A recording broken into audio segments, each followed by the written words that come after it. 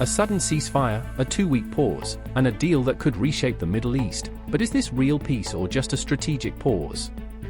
In a dramatic development, Donald J. Trump has announced a temporary suspension of military strikes on Iran, following urgent back-channel talks involving Pakistan's leadership.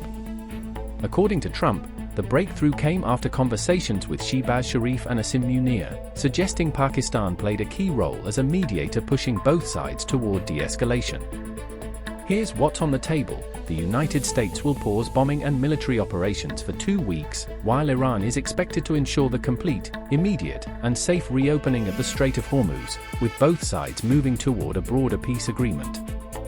Trump claims the US has already achieved its military objectives, signaling confidence rather than retreat. Iran's response, delivered by Saeed Abbas Araghchi, is more cautious.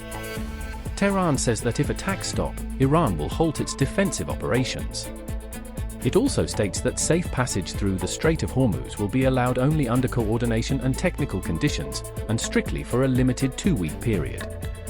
This indicates Iran is not fully committing yet and is keeping the agreement conditional. The Strait of Hormuz is the real pressure point in all of this.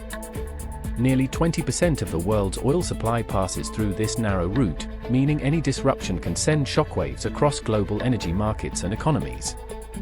Trump also revealed a deeper layer to the negotiations. Iran has submitted a 10-point proposal, while the United States has a 15-point framework. According to him, most major disagreements have already been resolved, suggesting that negotiations have been ongoing behind the scenes for some time. However, there is a critical catch. The agreement is still subject to Iran formally agreeing to key conditions. Reporting highlighted by David E. Sanger indicates that Iran has not fully accepted those terms yet, making this a fragile and incomplete understanding rather than a finalized deal. What this really represents is not peace, at least not yet.